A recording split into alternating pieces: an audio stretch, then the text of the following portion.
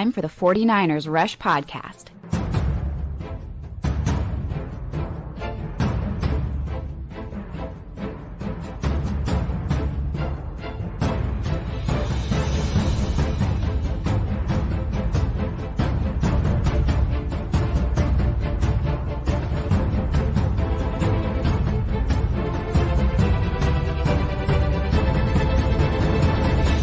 And here's your host, John Chapman. What is going on, faithful? It is absolutely great to be with you guys today. It's Saturday. There's college football on, which means it is time for the 49ers Scouting Report. We're going to be breaking down the 49ers versus Chiefs, predictions, bets, more. Flagship program here. Appreciate everybody showing up. What's up? Hashtag CCs. We got Hugo, Niner Empire RTP. I freaking love this, man. Today's going to be fun because, you know, we spend so much time diving into the Chiefs or whoever the opponent is every single week. The amount of film and, you know, shout out to my man Josh. He's executive producer of this series every week. Does such a good job. This game matters. It matters a lot. And, you know, there's nothing that you can do this week that can make your past wrongs, your past hurts heal.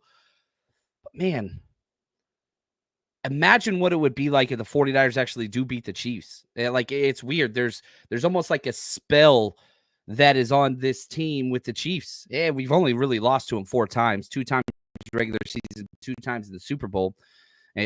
Last time we beat them was 2014, but like it just seems like almost like a kryptonite or whatever. Yeah, I mean, it's just ugly. It's gross. And the cure to everything is just to win. You just win, and everything is great. You're 3-3. You win. You're 4-3. You're in first place anyway. Gosh, man, what this win would do. And right here, Dad, my man, he's like, I hope this goes like the Dallas game last year. Everybody thinking the game was going to be close, and then we just destroy them. That Dallas game last year was one of the top 5 49ers moments of in-person games that I was like there. That was unbelievable. It was awesome. All the Cowboys fans leaving at halftime. You just blew them out. Wasn't even a competition. Yeah, it was nice. Yeah, that would be great. And that was kind of the moment where everything got put on notice. The whole NFL did, right? Then you had the Eagles game later on.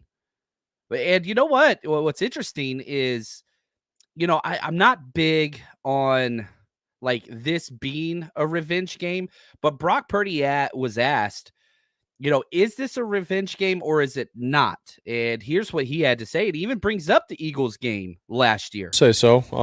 Only because, you know, a couple years ago we played the Eagles.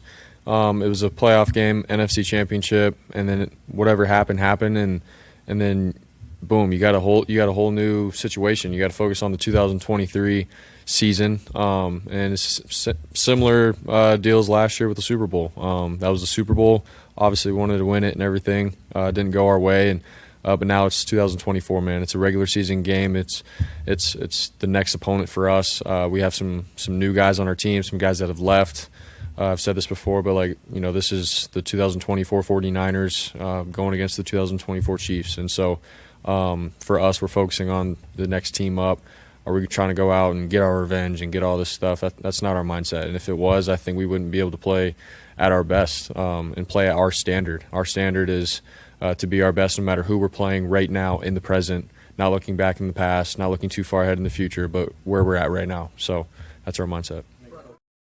It's where you got to be. And, you know, it's you know, from my coaching experience, like there were just certain teams that would go on runs against you. You would go on runs against them, and it'd show up. We lost to a team in the playoffs twice, and golly, man, the amount of hate that brewed against that team was just palpable. And so you got to go do it. Look, Bobo, speaking my language, beat them at least once. Gosh darn it. Yeah, there it is. That's my curse words, whatever. I'm trying not to curse words. Thank you, Bobo, for voicing kind of what we all feel. Because you got to go out there. You got to take care of business. What's up, Alejandro? So let's do this. Oh, look at this. Rainier starting my birthday right. Catching a live John Chapman stream. That's what's up. Well, happy birthday, Rainier. May the gifts flow from above, and the 49ers get another dub this weekend, man. You deserve it, and I hope you have a great one. And, dude, we celebrate you because you are the best of the best, my friend. All right, Chiefs, they're 5-0. You start with that, you're like, crap. One of two undefeated teams, them and the Vikings. They're first in the AFC West. And so, like, okay, that's where you start. You're just like, oh, wow, 5-0. They're undefeated and coming off a bye week? Yikes. But then you start watching tape. And I'm going to be very honest with you. As somebody that just watches tape, like, I almost want to tell people that's my job. Like, when people are like, oh, what do you do? And I'm always like, I don't know how to answer this without sounding like a complete tool. As like, I make 49ers videos and podcasts. I don't like saying content creator. I hate that. Content curator. Nobody knows what that is, but I do like that tone. I was like, I just talk 49ers and throw parties and hang out with awesome people. And then question starts like, it always ends the same way. People actually like watch that. I'm like, yeah, some do. Awesome people do. Like right here. Like Dan Case, like all these, like Mark P, baby. But anyway, so as a person, like I want to say, all I do is just watch football tape. That's what I do. Like I spend more time in a week watching tape than I probably do anything else. Right. So that's what I should tell people. I watch football tape. That's what I do. So as somebody who just watches all the 49ers tape all the time, and then whoever we play, I'm going to be honest with you. This is not the best team that we have played this year. It's not. The Vikings are. Now, are the Vikings better than the Chiefs? That's not what I'm saying. Are the 49ers better than the Chiefs? That's not what I'm saying either. I'm saying the more tape I watched of the Chiefs, the more and more it was like, all right, yeah, okay. Like even the defense, which is really, really good, and the defense is way better than the Chiefs' offense. But still, the more I watched, I was just like, yeah, they're good. They're not like unbeatable by any stretch of the imagination. They're just not that. This is by far Patrick Mahomes' worst start to any season that he's had. And now that's not to say Patrick Mahomes is bad. That's not what I'm saying at all. But man, even his tape and his stats and the analytics all agree. He's not an elite quarterback yet. Could that change? Obviously. Does he have good tools around him? He does not. Injuries, whatever else. But like, man, yeah, David, right here. The Chiefs' defense and special teams is carrying them 100%. And like everybody's like, well, we're not as good as we were last year. And man, we missed our opportunity. Right. But the Chiefs' defense is not near as good as it was last year. It is not. Again, as somebody that broke down all the film leading up to the Super Bowl and break down all the film leading up to this game, they're not the same. Yeah, their record's better. And you are what your record says you are at the end of the day. I understand that, but I don't know, man. I don't know. Kelsey, yeah, he's good. He's effective. He's efficient. He's not the same Kelsey. Father Time has arrived. Now, can he, off of a bye week, probably going to look a little bit better than he has in the past? I get that. And how freaking frustrating is it? You play a Thursday night game on the road. You get 10 days rest, and you're still at a 4-day rest disadvantage. God, that's frustrating. And guess what? Next week, Cowboys are on a bye right now. Man, the NFL schedule makers are horrible people. that is just wrong what they did. Now, Chris Jones, that dude, if there's one guy on the Chiefs team that's like, okay, well, who's better than they were last year? It's Chris Jones. Now, his sacks, he's only got 3 sacks, but he is absolutely balling. That dude, he's as impactful a defensive lineman as they're in the NFL. He's the 3rd highest rated defensive tackle. He's got a 90.2 grade. Okay. The one of the guys that are ahead of him is Cameron Hayward, absolute stud Hall of Famer, Walter Payton Man of the Year, one of my favorite people in the NFL, 91.1. And then number 1, this is awesome. The whole show should be titled this. Do you want to know who the number 1 defensive tackle in the entire NFL is from PFF? Mr. Anderson.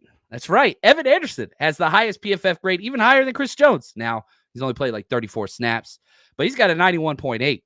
And I'm sitting here and I'm just like, are we even going to activate this guy? Like, he's on our practice squad. What are we waiting for? What are we messing with? We finally get a playmaker. They did right with Sam O. Now you got to do right with Evan Anderson. To get this guy on the 53, he is by far the best defensive tackle you had. Yeah, I get small sample size, but I put his 34 snaps against anybody's best 34 snaps. It's not even close. Maybe Malik Collins, but that's a maybe. Like, come on, man. Get this dude activated. Anyway, all that to say, Chris Jones is a beast. I get it.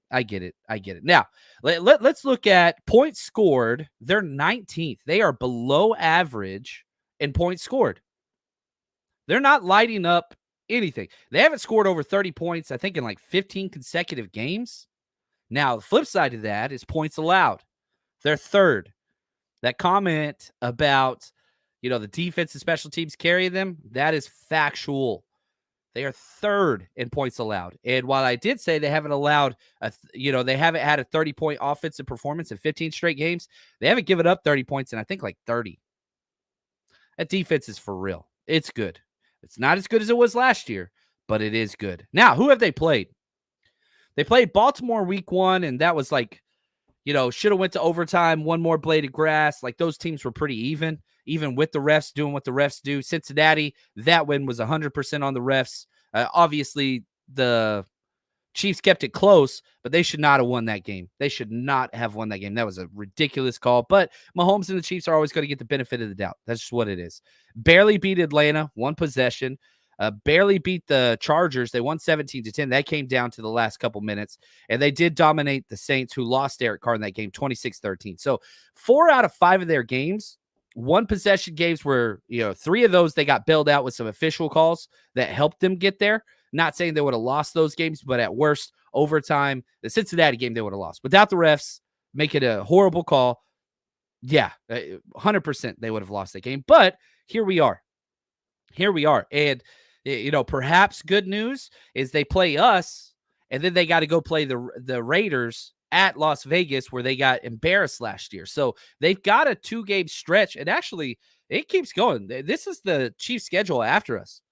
At San Francisco, at Las Vegas Raiders, Tampa Bay, that's no joke of a team, then at Buffalo. So the Chiefs got a 4-game skid here.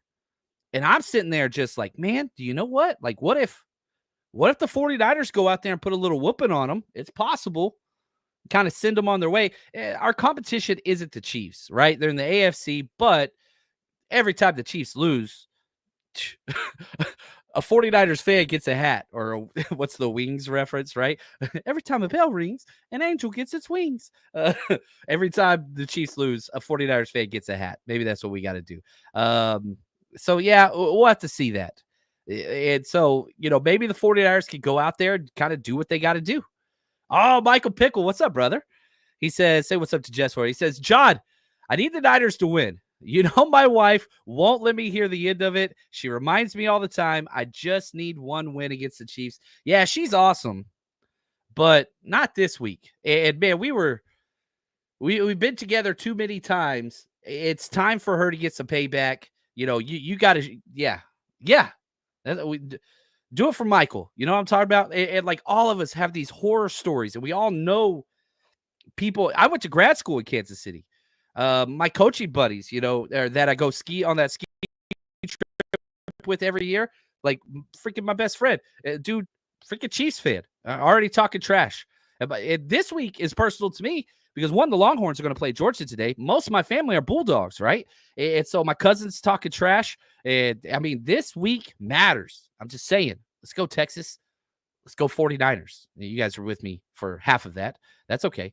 RTP, yeah, the Aints, they've lost 5 in a row. They're in sell now mode. And there's a couple guys I would love to trade for over there. Just got to be honest. Oh, yeah, Mark, can we break the Chiefs like we broke the Eagles, please? That would be absolutely wonderful. Oh, man. Bobo, every time Patrick Mahomes fails a third down conversion, he magically gets a new set of downs, courtesy of the refs. Yeah, it's the Jordan rules. You know what I mean? Like, it's what it is. Yeah, it's what it is. Right here, Dan. John, can you explain why the Niners were fined $100,000 in the Cardinals game? I think that was when Trey McBride was punking Charvarius Ward, and all of his teammates ran out of the way except for one, and that was Dre Greenlaw coming in street clothes, started thumping on that dude. Respect. One, I do not care anything about Jed York's money. This does not affect the salary cap or whatever. He paid his fine. It's $100,000. I don't care about that. It goes to charity. And Dre Greenlaw got fined, even though he wasn't even out there. But yeah, you can't have undressed players, coaches. This is the big Dom thing. Except the difference was they're like 10 yards on our sidelines versus when Dom did it to our guy, we were literally on the playing field. It's different. It's different. But yeah, I think the fine was appropriate, and I loved it. How did the 49ers respond after that? That's the question. Yeah, we lost that Cardinals game, but then they came out and freaking thumped the Seahawks, right? So, like, I've been saying all freaking year, like, what's your identity? Where's the physicality? You got to bully these guys. What are you going to get out of this? You know what I mean? And so that's huge. Now, we talked about points scored and against for the Chiefs. For the 49ers, we're 6th in points scored, 162 points scored. Points against, we're 15th, right at average. We have an average defense, to say the least. I don't think anybody would confuse us with the top 5 defense with the way we've been coached, with the weaknesses we have out there with guys like Devondre Campbell, our safety position, defensive line rotations, rough. There's major issues. There's major issues. So we're an average team defense. That's just what we are. Can you go out there, and if you win this against the Chiefs, guess what? It's the first time this year you've won back-to-back games. We have not started a win streak, right? Go back to the Major League. You win one game. That's called a win. You get 2 games. Now you've got a winning streak, like, right? It's so, like, that's where we're at. Like, can we do that? We're tearing off the pieces of the older dress. I don't know if that's appropriate nowadays. Great movie, man. I freaking love that movie. Anyway, you win this game. That gives you back-to-back wins, and then you play Dallas at home, then a bye week. Like, man, if you go into this bye week with a nice 3-game win streak, be 5-3 in first place, man, that would be sweet. Sweet. Now, then you got the bye week. Guess what? After that week, you got Tampa Bay. That's going to be a fun game, and I've got some news. I'm very, very excited. Pleased to announce we have finalized. We're going to Tampa Bay with the 49ers Rush Road Trip.com. Go check it out. And not just us going, though. That's right. The legend, Frank the Tank, the inconvenient truth. Frank Gore is going to be partying with us again. Man, I love that man. He's going to be with us Saturday, November 9th. Our party's going to be from 2 to 8 p.m. at the Brick House Tavern. The 49ers official invasion. We kind of have to wait for them to announce so that we can kind of, I don't like pulling fans in different ways. We were going to have it on the beach in Clearwater. That got destroyed by the hurricane. We were going to have this also pool party venue. That got destroyed by the second hurricane. So we're going to be at the Brick House Tavern. It is right next to the official 49ers invasion. So you go to theirs. Theirs is like 11 to 2. Once you're done there, come say what's up with us. Frank Gore is going to be there doing meet and greets, autographs, if that's your thing. Kids get in free, but everybody else needs tickets. 49ersrushroadtrip.com. That's the day before. Then for the tailgate, man, we're going to have a huge tailgate. So excited. 1 block east of Raymond James Stadium. We rented out an entire freaking parking lot field. It's going to be epic. So we do have limited spots at both of those. 49ersrushroadtrip.com. If you don't get tickets, if we sell out, then it's what it is. And so I always say, whenever you buy your ticket, you're guaranteed entry to both those things. We don't like to oversell. We like to undersell. And then hopefully we have extra spots we can give out. But I'm just telling you, capacity, last time we had Frank Gore, not everybody got in. So if you're thinking about it, go get your tickets. That's what's going to be up. Now, let's switch over to our analytical kind of overview snapshot of this game. You got the Chiefs, okay? Offense, this is from PFF. They're 6th ranked. Defense, 7th. Special teams, 10th. Overall, 7th. That's a PFF snapshot. So let's do the same thing for the 49ers. Offense, 2nd. Defense, 5th. I have no clue. And the big reason why our defense is ranked so high because of PFF is because of Nick Bosa, Fred Warner, Evan Anderson, and Diamador Lenore. Their scores are just off the charts. And so that's carrying a lot of the dead weight on the defense and the coordinator, who has not done well yet. Hopefully that continues to improve, though. Special teams 19th. That blocked what's it called? The block kick, that was huge. We're just not good on special teams. I'm terrified, guys.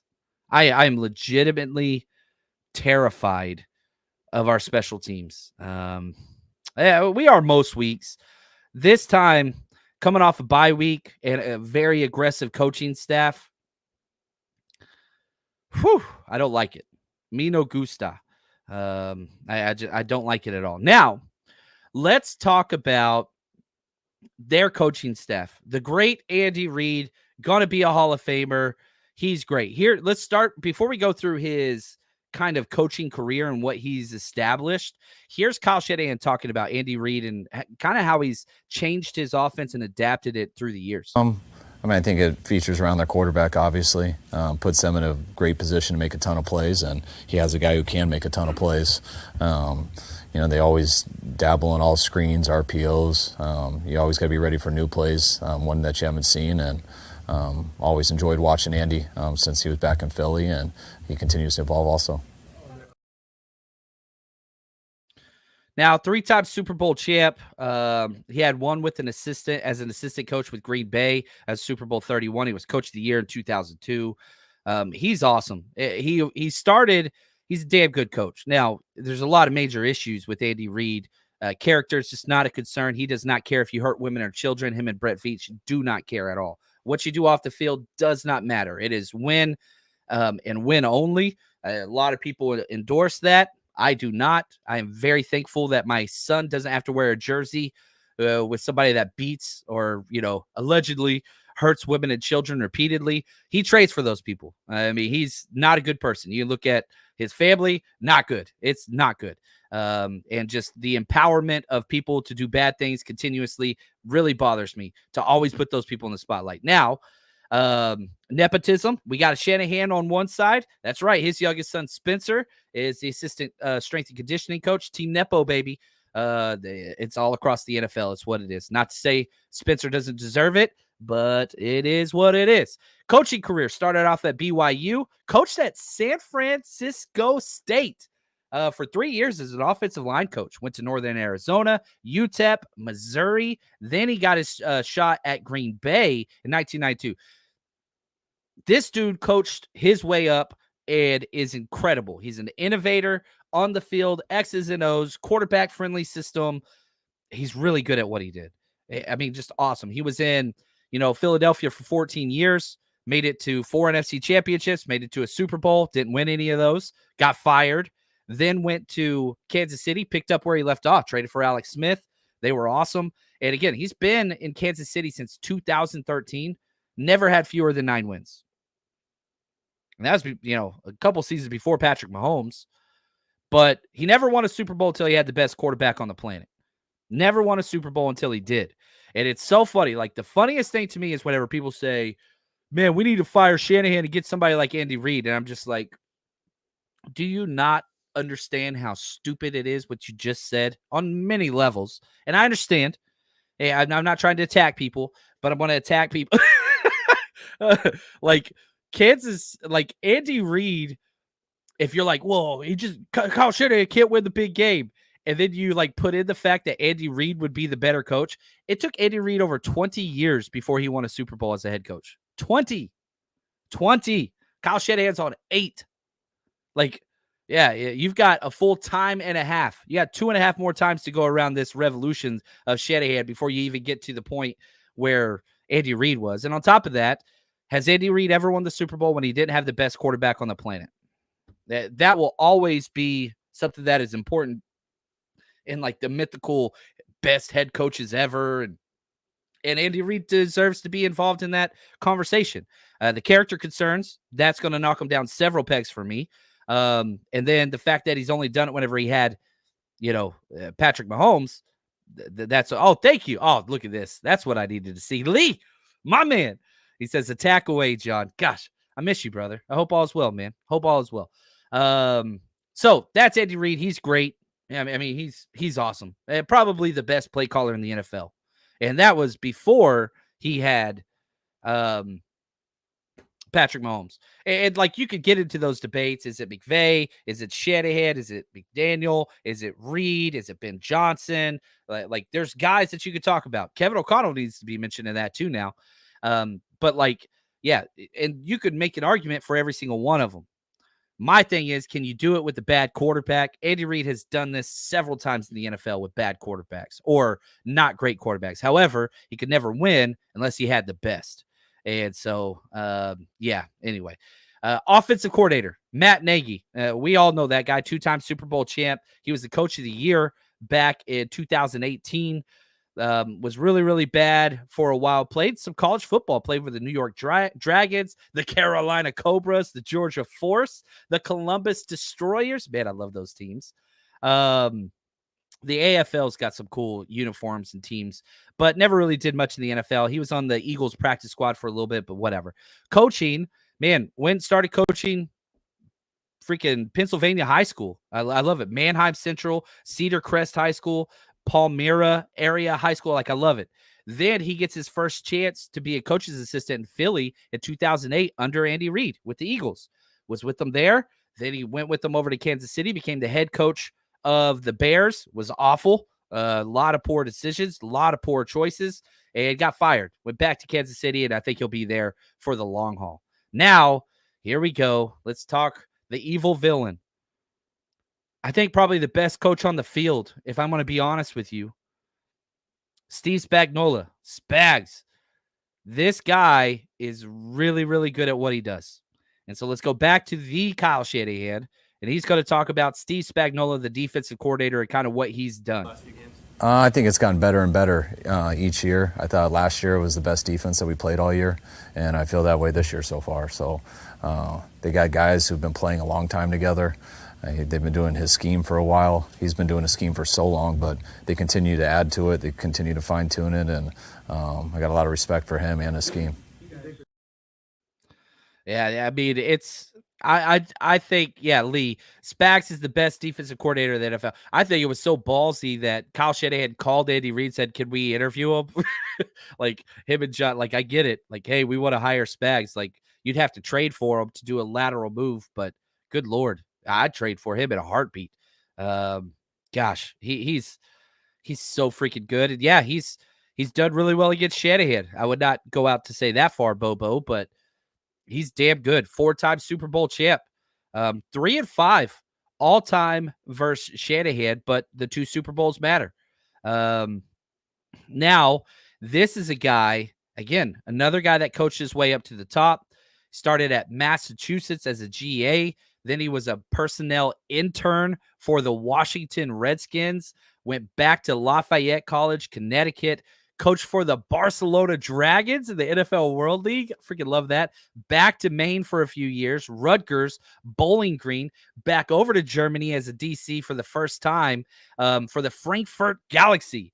Then in 1999, he joined Philadelphia Eagles under Andy Reid and was there for a long time. What's that, 7 years, 8 years? Then he was the Giants DC. Then he was the St. Louis Rams head coach for 3 years. Didn't go well. Saints defensive coordinator, Baltimore's coach, New York Giants again. And in 2019, he went back to Kansas City. And yeah, he's won 3 Super Bowls since he's been there. So I do agree. If I could have any defensive coordinator in the NFL, number 1 would be Spags. Number 2 would be Brian Flores. Number 3, I'm going to go Jeff Ulbrich. I'm just going to keep putting that out there, baby. Jeff Ulbrich, DC for the future. Jeff Ulbrich, DC for the future. Jeff Ulbrich, DC the future. That's what I want, baby. I hope it goes well. I don't hope it goes well. I'm not even rooting for it. I can't root for the Jets anymore. I know they named him interim head coach, and I don't want bad things to happen, but, man, I don't like the Jets. I've never liked the Jets. I don't like Aaron Rodgers. I like a lot of people on that team, but, man, no, I want to go bad. I want Ulbrich back with us. I want Ulbrich. That's the DC I want. But hopefully Sorensen is so freaking badass the rest of this year that's a thought of the past. That's what I truly want. I want Sorensen to become the best defensive coordinator in the NFL. He's not on his way. Doesn't mean he cannot improve. I thought his first half in back-to-back weeks was good. Second half in back-to-back weeks, not so good. Yeah. I want Nick Sorensen to be the greatest defensive coordinator in the history of the NFL, but let's just start a path towards a good DC. That's what we need from you. Baby steps. I don't need perfection, Sorensen. I just need improvement, right? I say that to my son all the time. He gets mad at me. I do my coach talk. All right, let's talk injuries. Man, 49ers coming off a mini bye. Didn't really seem to help too much. Juwan Jennings out, number one wide receiver. Yeah, I did say that. He is our number one wide receiver. He's been the best this year. On limited snaps, he's not playing. That hurts huge because as I was building up and preparing for this entire week, I thought this was going to be a Juwan Jennings game because he's better against man coverage than our other two wide receivers. Yeah, Ayuk can get amazing separation, but it's just not consistent. Hasn't been consistent all year. Juwan Jennings is our best against man. Now you got to rely on those other guys. Look at Alejandro. Big Kittle or Ayuk game? I'm going Kittle game. Kittle's going to score another touchdown. It should be a big Ayuk game, but he's just been inconsistent. He could beat man coverage, but it takes him a while nowadays. So, we're doing – so I don't know. I cannot bet anything on Ayuk. We do our bets of the week. We'll do that at the end of the show. I can't ask another human being to put any money on number 11 performing consistently. I cannot do that. So I hope – and that's kind of what it's been every week, right? Man, I hope 11 shows out. He showed out the first half of that one game. That was it. He's only had one good half. That was it. And it was awesome. But I don't know, man. Who's going to be that number 3 wide receiver? I'm coming out and tell you now it's going to be Jacob Cowing. I know everybody wants Ricky Pearsall. It's going to be Jacob Cowing. I'm telling you that right now. It's going to be Jacob Cowing. It's going to be Jacob Cowing. Jake Moody's out. Matt Wright's out. We got not one but 2 kickers out. If you want to know how the 49ers special teams is doing, Kevin Givens is good to go. Debo, I'm rocking my Debo jersey. And so or my shirt.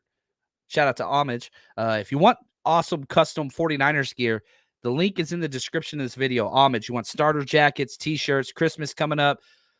Man, we're old. You don't know what you want. And family's asking, what do you want for Christmas or your birthday? Just send them that link. Use that link. It helps me out and gives whoever buys it a discount. And it's just nothing but Niners stuff. And it's the most, I do not fly in the airport unless I'm wearing an Homage t-shirt because I get hot, uncomfortable on planes. It's the most comfortable t-shirt I own. I own like all of their t-shirts. Thank you, Homage. Anyway, I'm rocking my Debo. If Debo plays like Debo could play, 49ers win this game. The problem is the last time Debo played against the Chiefs was his worst game of his NFL career, and it happened on a Super Bowl. I understand it was hurt. I understand the hamstring was acted up. I get it. Still facts. Jordan Mason practiced every single day. Did have that blue non-contact jersey, but he is good to go. That is great news. And Ricky Pearsall will be activated. That's huge. Oh, I like this agency. Pearsall, 5 targets, 3 catches, 1 touchdown. This is why you draft Pearsall. This is the type of game where Pearsall should shine. He gets open versus man coverage. That's his elite trait, right? The problem is the dude's practiced 1 week. And if you combine all of training camp, all of preseason, all of the season, he might have 2.5 weeks practice combined. The gunshot wound was like 50 days from Sunday. So, dude got shot in the chest. 50 days later, going to play a game. Unbelievable. I love this dude. And that stadium is going to go bonkers whenever he walks out there. It's going to be awesome. But again, goal line is where he will be successful. So I like the touchdown. I do like that. RTP, what's up, Matthew? He says, we get to see what Pearsall brings against man-to-man. Gosh, man. And yeah, right here. Monkey, I'm with you. I don't expect to see Pearsall too much, but would love to see him at our red zone efficiency. Yes, that's exactly correct. I expect to see more Jacob Cowing, Chris Conley. Now, you put Roddy Bell out there. Oh, man. Don't do that. He's got to play, but oof, not good. Chiefs, man, they're probably as healthy a team as there is in the NFL. Juju Smith-Schuster is questionable. Mike Dana, their starting defensive end, is out. That's it. That's their entire – Juju's going to play, by the way. It's crazy. Now, IR, they have stacked a few injuries. They don't have many. They have 3 injuries. Marquise Brown, wide receiver they traded for, he's on IR. Rashee Rice, the racing machine, he's on IR, done for the season. So, like, their top 2 wide receivers, that hurts them. Isaiah Pacheco, their number 1 running back's out. So is ours. And then Charles Omenihu, who, was with us, had all those domestic violence stuff, whatever else. He's on PUP. So he's not playing either. And take that for whatever you will. So, but they're very healthy. They're very healthy. Now, the history of this matchup, Chiefs are up 9-7, pretty close. And obviously, you talk about stupid game. Get so mad every time I go back to, kind of what's going on. Last time we played with the Super Bowl, obviously lost 25-22 in overtime. It's what it is. I ain't going through these stats. I'm going to get mad, but that's okay. Let's go now. Let's shift it over. Let's talk about the Chiefs defense and kind of what their rankings are, diagnose their tendencies, their blitzes, their scheme, their coverages, all those fun things. But before we do, the number 1 way to support this show, right here.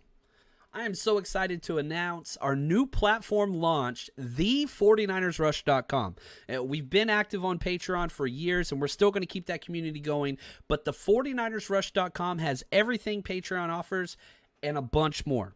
You want to watch player breakdowns? Guess what? You click that.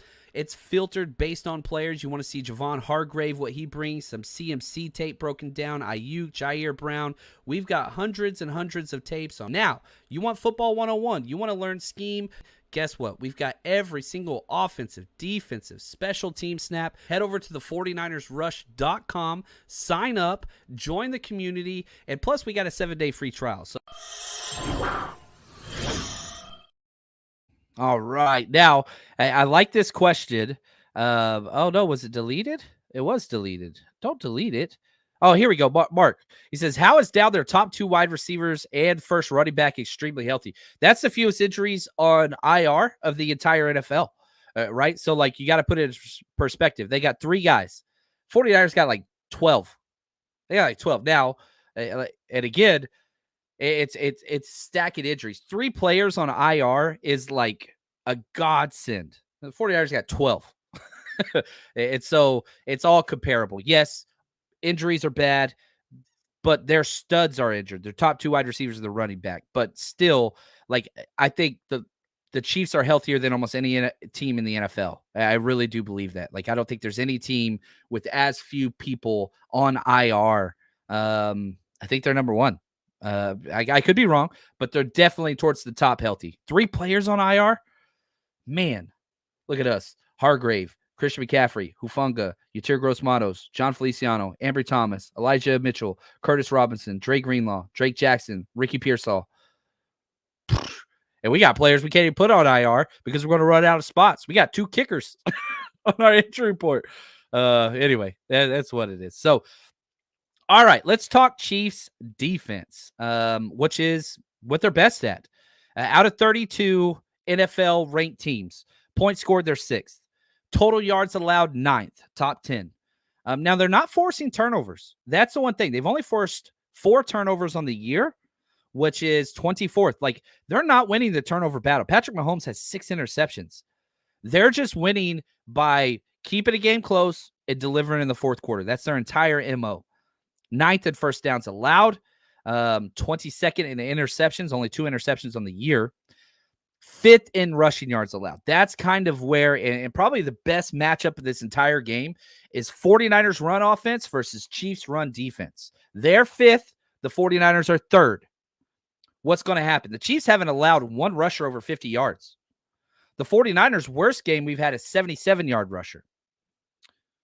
What happens when a movable object meets an unstoppable force? Jordan Mason is what's going to happen. And if Kyle Shanahan will just freaking, I got to choose my words carefully here. Almost got a little graphic. You got to lay it out there, bro. Come on, man. Go run the damn ball. Run the damn ball. They're 4th in rushing touchdowns allowed, only allowed 2. They're 4th in yards per rush allowed, only allowed 3.7. But if you told me the 49ers are going to get 4 yards per carry, I'm saying run the ball 40 times. I'll take that. I don't care about if you're giving me 4 yards per carry. Run the damn ball, Kyle. Run the damn ball, Kyle. 14th in third down conversions. They're average there. You can move the ball. You can sustain drives. That's going to be huge. And they're 10th in the red zone. It's not like they're like elite.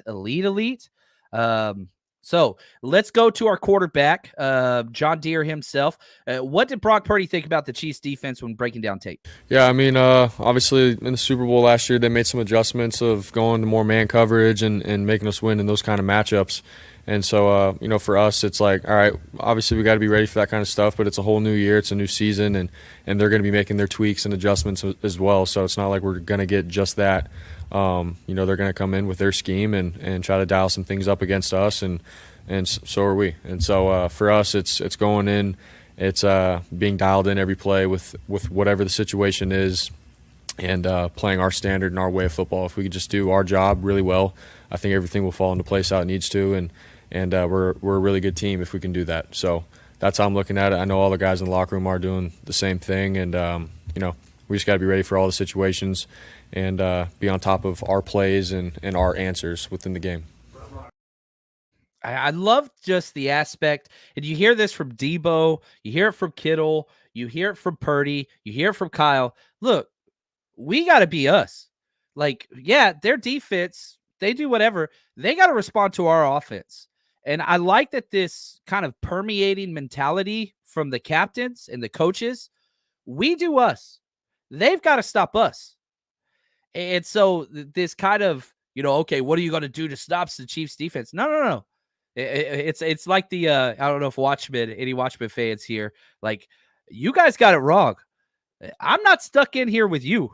You're stuck in here with me. Like that, like, mentality matters. And it's starting to come across now.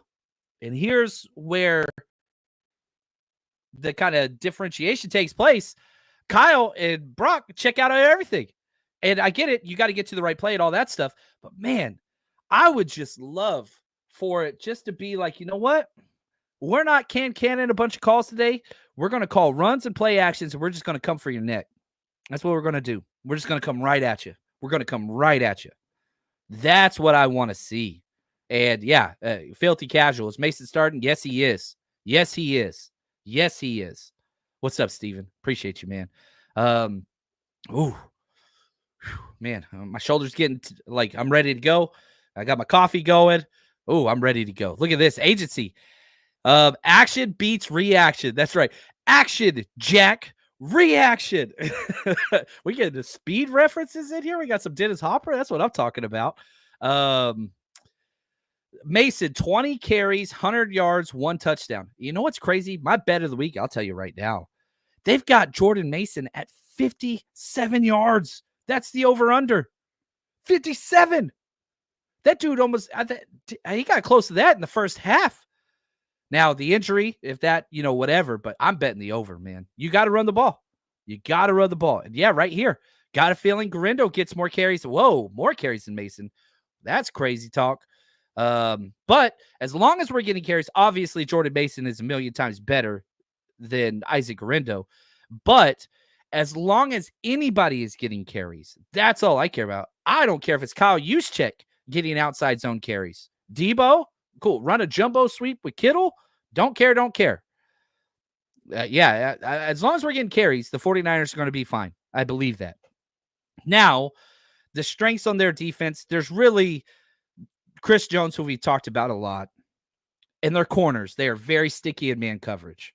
But you look at the weaknesses, like this defense isn't the same defense we played in the Super Bowl. It's not. Their second best player is gone, L'Jarius Sneed, and he balled out against us. He's gone. Their linebackers not playing up to par this year. The tape is not great. They're good, and they're highly athletic, and they can run with tight ends. But no, man, they're not playing like they were last year. Corners, any corner not named McDuffie is good. They're not bad corners, but they're not all world. So if Spags is going to do that man cover zero BS, which he does more than almost anybody, they run more cover zero and cover 2 man than any team in the NFL. The Vikings are second. We struggled there. But you can go out there. They're a 4-3 team. and they play every single coverage. I mean, you name it. Cover 0, cover 1, cover 2, cover 2 man, cover 3, quarters, cover 6, cover 7. They do it all. They're one of the few teams that like literally run every single coverage known to man. And so it's a lot. Blitz-wise, look at when they played the Saints, their most recent game, they blitzed 11 times on pass plays.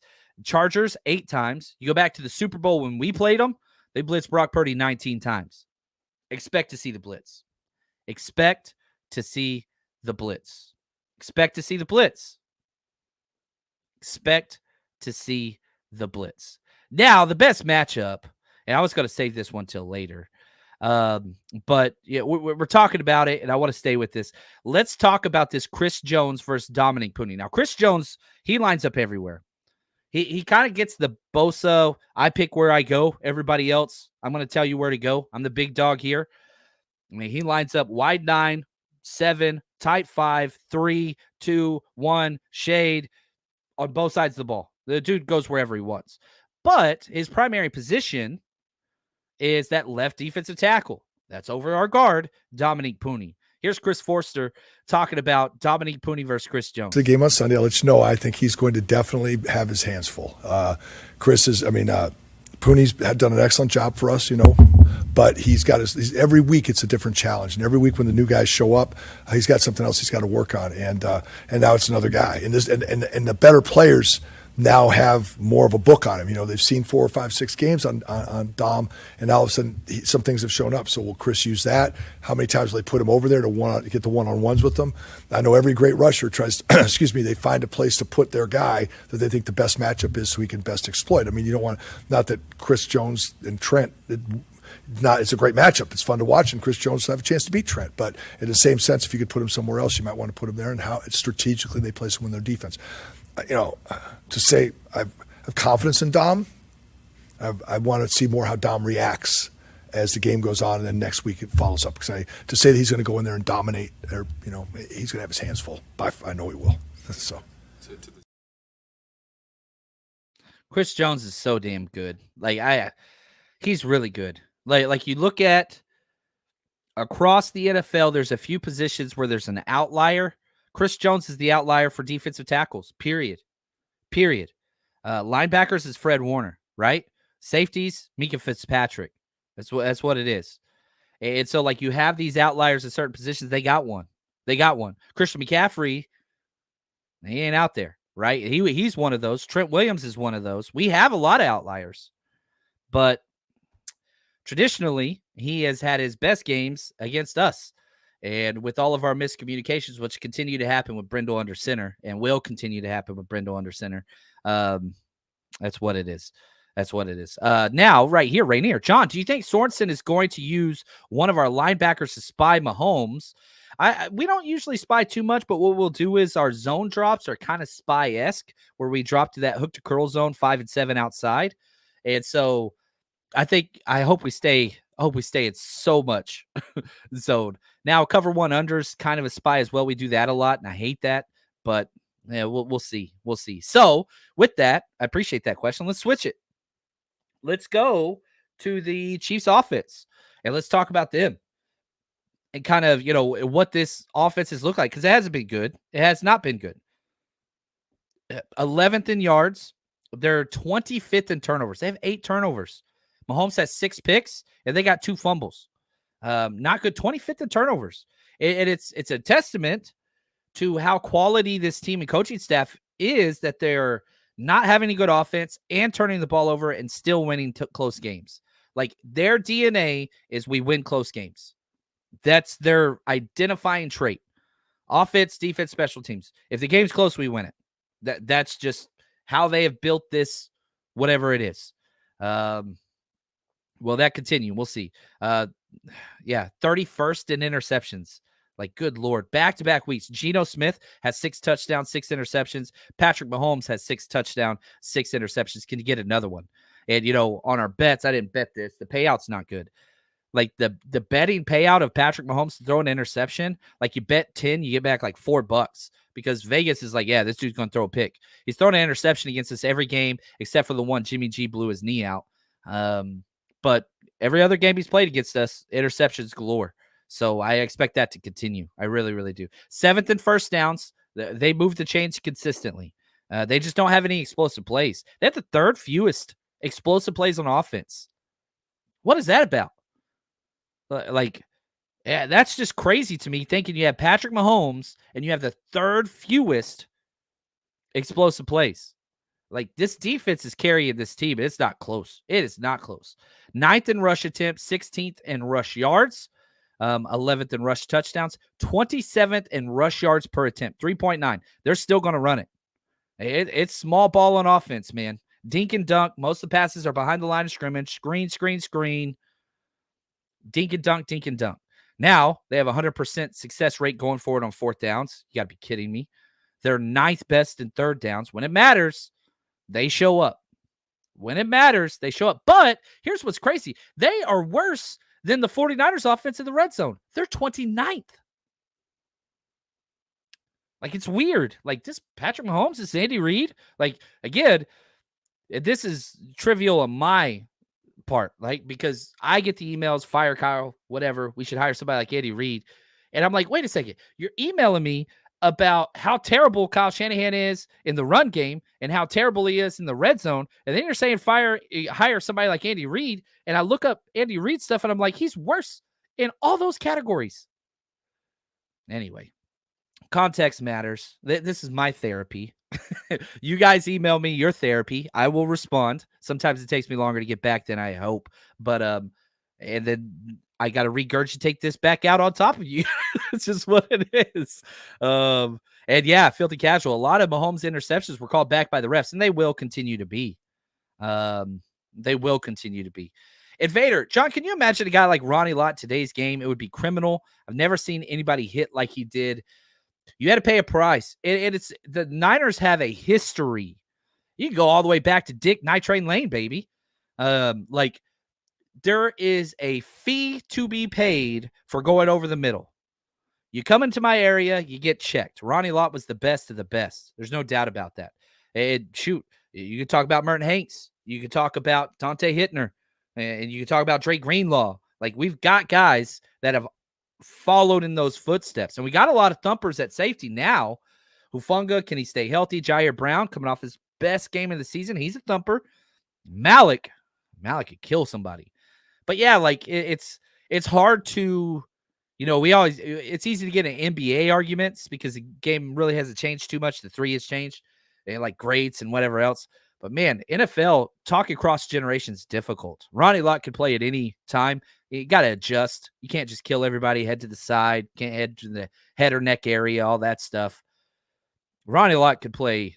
Shoot, man. If he was too violent, you could put Ronnie Lott at fullback. You can put him at tight end. You can put him at linebacker. You can put him anywhere you want. Can we talk about Ronnie Lott, man? You're going to get me in trouble, Invader. I'm not going to talk about anything else. Now I'm too excited. Too excited. Now, back to the Kansas City Chiefs offense. Strengths. You got to say Patrick Mahomes, but that's not based off this year. It's not. You got to say Travis Kelce. That's not based off this year. It's not. The speed of Xavier Worthy scares me. We suck for speedy wide receivers. He's the fastest player ever. Their interior offensive line is the strength of their team, in my opinion. That unit, Thuney, and then you've got Creed Humphrey, one of my favorite players ever out of the draft, and Trey Smith. That might be the best guard center guard combo in the entire NFL. Like, that interior offensive line is freaking stacked. Creed's the best center in the NFL. Thuney and Trey Smith are top 7 guards. Like, that is good. Their tackles are, you switch over to weaknesses. Juwan Taylor, the right tackle, most penalized player in the NFL. He's not good. He's the 58th ranked offensive tackle of the NFL. Their left tackle is a replacement guy, Wanya Morris, 57th ranked offensive tackle. He's not good. They drafted Kingsley Suamataia in the 2nd round out of the draft, and he got benched after week 2. They might put him back in after the bye week. He might get another chance. I hope he does. He's bad. Wide receivers are bad. Like, this is not a good offense. And you hear Patrick Mahomes and Kelce. I get it. They're not good. They're not good yet. That could change. And I know Patrick Mahomes is going to be the greatest, if not one of the greatest quarterbacks ever to have played the game. This year is not it. The offensive line and the lack of weapons are hurting him consistently. And so Andy Reid said, look, dude, we're going to small ball this guy. We're going to kick field goals. We're just going to try to muster up a decent drive. And we're going to win on defense and special teams. That's what they're doing. Let's just get into the playoffs, which they will. And then once we're in the playoffs, then they hit the switch. That's what they do. That's what they do. All right. Scheme, screens, play action, and checkdowns. That's all they do. Like, they do not throw the ball. I think I still have this picture of Mahomes' passing chart. Yeah, here we go. Check this out. This was his most recent game against the Saints. They threw the ball 39 times. He threw for 331 yards. I mean, all these passes are all close to the line of scrimmage or behind it. He's got 3, 5, 7, 9, 11, 12 passes behind the line of scrimmage. And then he's got another, 3, 5, 7, 9, another 10 passes within 5 yards. The dude's not throwing the ball deep at all. But it's working. No touchdown passes, 1 interception. It's just dink dunk, man. It is the most dink and dunk offense. And whenever you watch it, you're just like, oh, okay. He just checked it down. Okay. Oh, he just checked it down. Oh, there's a screen. Oh, he just checked it down. Oh, he's checking it down again. Oh, there's a slant. Like, you get excited for a slant pass or a stick route, like 6 yards downfield. You're like, oh, like that's exciting. Like, it is bore you to death offense. It really, really is. But it's working. It's working. 11 personnel, they don't do a lot. They use a lot of tight ends. Only 53% 11 personnel. That's bottom 5 in the NFL. That's 1 tight end, 1 running back. 12 personnel, 10th most, and 13 personnel, 3rd most. That means we're going to be in our 4-3. That means we're going to have 3 linebackers out there. That's not good. Our linebackers and our safeties are killing us, by the way. No explosive plays. Only 8 deep passes in the entire season. They've only completed 4 of them. 20 or more air yards. Only 8 times. Brock Purdy did that in a game. 5% of deep balls is the lowest I have ever seen. Of all their dropbacks in the season, 5% have traveled 20 or more air yards. That's the lowest number I've ever seen. And I was breaking down tape in Jimmy Garoppolo, Kyle Shanahan era. That dude was at like 8 or 9%. Like, this is crazy. Having said all these things, he's probably going to beat us deep 3 times. It's just the way life works. Anyway, their entire offense is like, look, just survive until 3rd down, 4th down, then let Mahomes just go crazy. 23% play action is insane number, and 19% of screens. Like, there are so many anomalies whenever you look at the analytics of what Andy Reid does. He's always been a high screen guy. He's always been a high play action guy. It's really more play pass than play action. Play pass is shotgun. Patrick Mahomes gets the ball and kind of holds the ball down for like a zone read clear, but never really fakes it too much. Play action is you're under center, you turn the back to the defense, and you do a hardcore run fake, then turn around.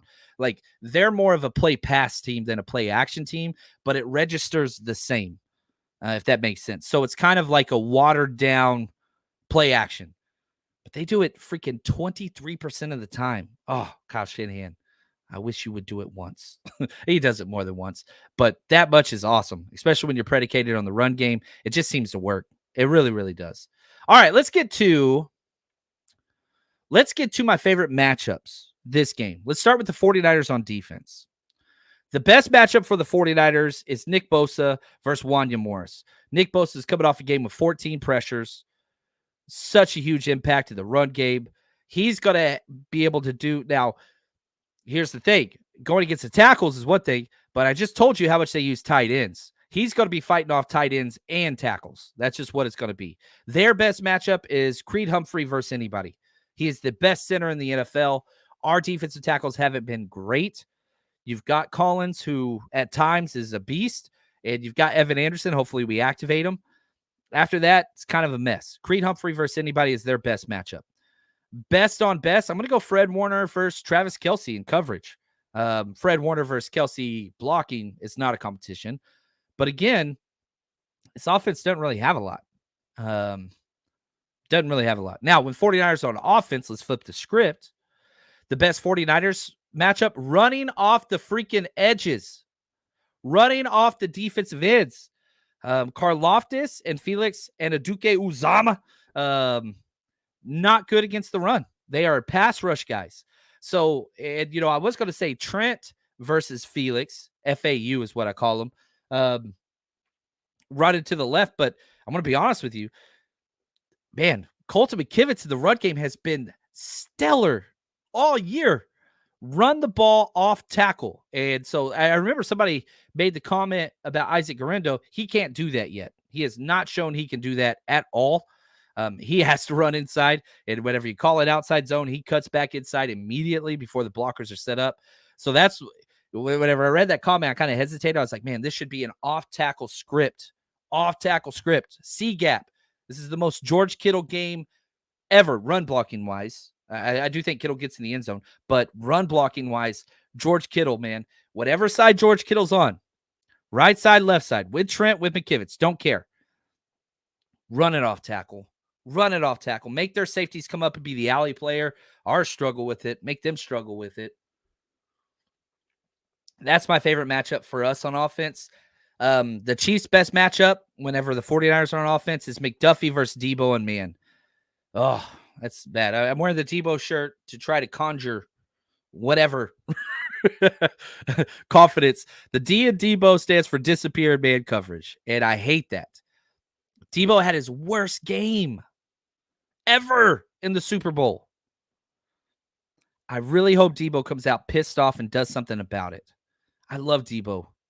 And I know a lot of times it sounds like I'm really critical of him. And the people I love, I'm critical of. That's just what it is. I always used to tell my players, like, dude, if I'm not coaching you hard, and if it doesn't seem like I'm getting on your rear end, just know I've given up. Like, I'm done. Like, some people can't handle it. I get it. That's okay, But if you want to be great, I'm going to coach you to be great. And if you don't want to be great, why am I going to, I'm still going to coach you, but nah. We are not all the same, right? It's high school. You're not pros. That's not what it is. These guys are pros. Debo can be great. He's got to win some of those 50-50s. McDuffie versus Debo and man scares me like nobody's business because Spags can roll the coverage to Ayuk to make the blitz hot read be Debo and man coverage. That's what he did all Super Bowl. He didn't deliver on any of them. You can talk about Chris Jones versus Brindle. That's also one of theirs. They've got a couple. Best on best. Chris Jones versus Trent Williams. And Dominic Pooty. He's getting in that conversation. That's just what it is.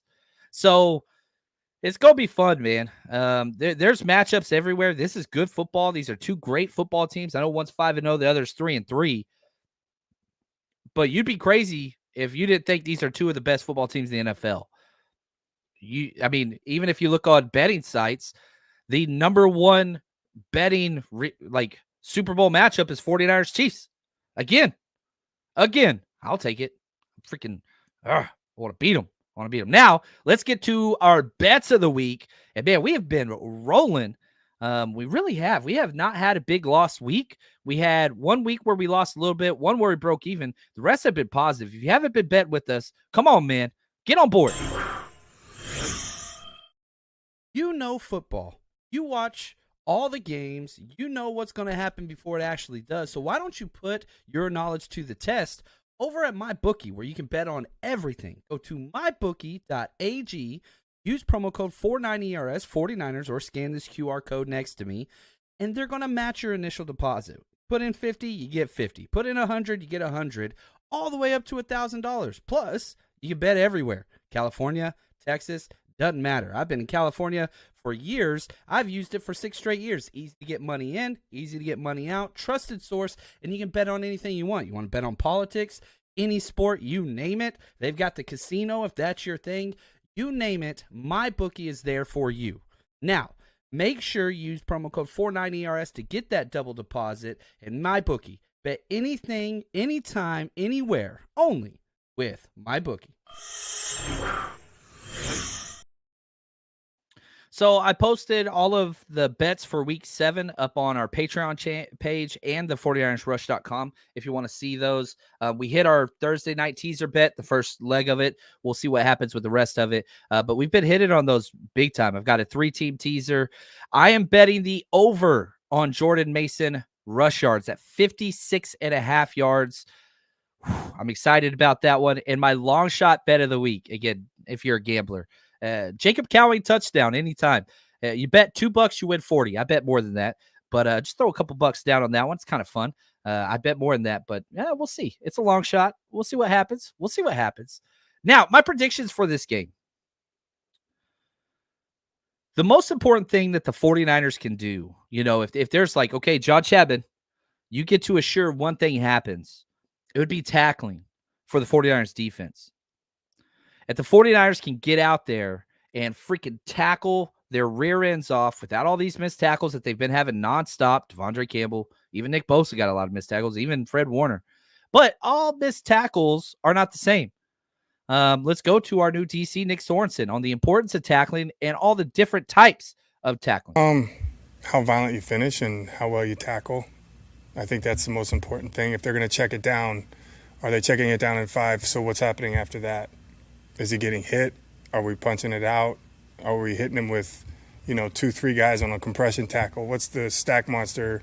How are our D-line coming out? Are they hitting him too? So what do those look like when they're throwing it is what matters. Whether it's an RPO or perimeter screen, if they're going to catch it at 5 and get 8 or 9, that's not good.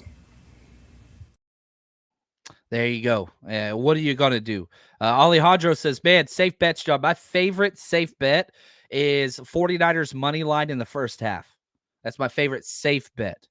So basically the 49ers go into halftime with the lead. That's my favorite. We're a first half team. They're a second half team. That's my number one. There's a lot of safe bets, but you got to pay attention to the payouts. They're all different. Anyway, check those out. Again, post our bets every single week. The49ersrush.com and our Patreon channel. Link is in the description of the video. 7-week free trial. Go sign up. You don't like it, you can cancel. Cost you nothing. But man, we're basically paying for your membership and then some with our bets every week. So hopefully that continues. Not saying it will. Things could take a turn, but it's what it is. So tackling's the most important for the 49ers. It's the biggest determining factor this week. If the 49ers are going to win, you tackle, quit giving up all those yards after catch on the missed tackles. That's huge. Defensively, you got to have your studs be your studs +1. Studs be your studs +1. Diamador Lenore, Nick Bosa, Fred Warner. They have been consistently amazing. They got to continue +1 more. +1 more. Some predictions. Here we go. I got Bosa getting 1 sack, 2 tackles for losses. I've got Diamador Lenore. He has been a tackling machine lately, basically playing linebacker in a lot of sets. 6+ tackles and 1 pass breakup. Fred Warner, 9 tackles in a pass breakup. Like he's going to get a chance to get a pick. I almost put a pick, but they're so hard to predict. Somebody's going to get an interception on the 49ers defense. I'm telling you that. But who could be that 4th stud? Jair Brown coming off his best game. Leonard Floyd. Ooh, this game would make a lot of sense. He's getting better. His tape is improving consistently. He's fallen down too much. Charvarius Ward, I expect him to be back this week. I don't like it. Can he play well against his former team coming off an injury? The last time he was in this situation, he went out there and got toasted, gave up 7 receptions on 7 targets for a ridiculous amount of yards. Somebody's got to step up. Malik Collins, one of the linebackers, the safety. Good Lord. Any safety, please. Any safety, please have a good game. Good gosh, man. Good gosh. Sorensen will blitz, but I hope he won't. Stay in our base zone coverage. That is the way to beat the Chiefs. Stay in your base zone coverage. Stop doing your cover 1-man BS. I know we got a pick in it last week, but I don't know. I hope we run a bunch of zone because that helps. When the defenders are dropping in their zone and reading the quarterback, that makes check down screens and all those things. They react quicker. When you're in man and you turn your back to run and cover and run with a wide receiver, tight end, running back, you can't see what happens behind you. So the rallying and the tackle angles are all improved in zone. I hope we run a lot of zone. Now, field goals are going to happen. I want to bet the Chiefs. I didn't put this in there because the payout wasn't bad, but Chiefs over 2 field goals. But the payout just wasn't that good. I finished my predictions first and then go look at my bets and kind of play with that. And the payout wasn't good. I think the Chiefs get 3 field goals. I think they're going to get to 23 points. That's kind of consistently where they've been. They don't score 30 ever. They haven't even got past 27 in a long time. But they are consistently in the 20-point range. I think 23 points is about what they put up. Now on offense, run. Neutralize the blitz. Set up play action. Go for those explosive plays because of play action passing. Keep the defense off the field. Run. Mason will be the first running back this season to get over 50 rushing yards against the Chiefs. He will be the first. I have him going 17 for 68 and a touchdown. That's just 4 yards to carry. I'm not even hyping his numbers up. I'm not even hyping his carries up. 17 for 68. That's 15 yards over what the betting line is. Now, will Debo disappear? Man, I really hope that he just freaking goes out there and freaking balls out. I don't care if they run, man. Now, Kyle was asked, man, it seems like Kansas City plays man against you all the time, Kyle. I think some games we have, some we haven't. Last game I didn't see it that way, but they did more in the Super Bowl than they had in the past. I think in the past they were like 20% man, and they went up to 35% in the Super Bowl. And that's about where they are this year. Last year going into that game, they play more press and stuff than anyone in the league all of last year, and they're still doing that this year too. So, when you're in crucial situations, especially the fourth quarter, they blitz more than anyone in the league last year, and that's true this year too. So usually when that's the case, you see man. So it goes with their scheme, and they definitely did a little bit more last year too. Yeah, so can you win against man? This is why you draft Pearsall. Man, he just hasn't been able to practice. He's had 1 week of practice, and I hope he gets those snaps, but I think it's going to be more cowing. We'll see. We'll see how it goes. Can Ayuk stay involved despite a safety being over the top? He has not done well in those situations at all this year. I hope so. Who's going to be that third wide receiver? I got Cowing at 3 catches, 44 yards and a touchdown. Not a monster day by any stretch. But again, that long shot bet of Cowing scored a touchdown. We'll see. Hopefully somebody hits on that and it works out. Purdy continues his great play, 15 rush yards. That's his over-under. I'm not going to bet it. But can he keep with his feet getting 2 or 3 first downs in those scramble situations? That offset. Basically, Mahomes. You know what I mean? Like, do to them what they do to everybody else. Brock Purdy is growing into that role, and I love it. And I think the 49ers improving the red zone continues. I think that they get 3 touchdowns and 5 trips. And I do have the 49ers winning. I am betting the 49ers money line this week. I got the 49ers winning 27-23. Can they protect the ball? Can they run the ball? Can they not rely on blitzing to generate pressure? These are all questions. These are our predictions, and anything that I talk about a bet, I put my own money on. I believe these things will happen, but there's always variables. The 49ers are favored in this game for a reason, and the more you watch the tape of either team, you understand why. The more you look at the numbers, the more you look at the analytics, the more you look at, it doesn't matter. Whatever you look at, everything keeps pointing back to the 49ers. I understand the history. I understand Patrick Mahomes. I understand Andy Reid. I understand Spags. I get it. I'm telling you, it's not the same team. It's not the same team. 49ers, back's not necessarily against the wall after the win last week. Go set the damn tone. I don't care what Spags does. I don't care what the Chiefs do. You dictate how this game goes. It's in your home. It's in your backyard. Go put the entire NFL on notice. Oh, love you guys. You are the best. We'll be live tomorrow as soon as the show is, or as soon as the game ends. Therapy, it's going to be a celebration, baby. Love you guys. Until next time, stay strong, faithful.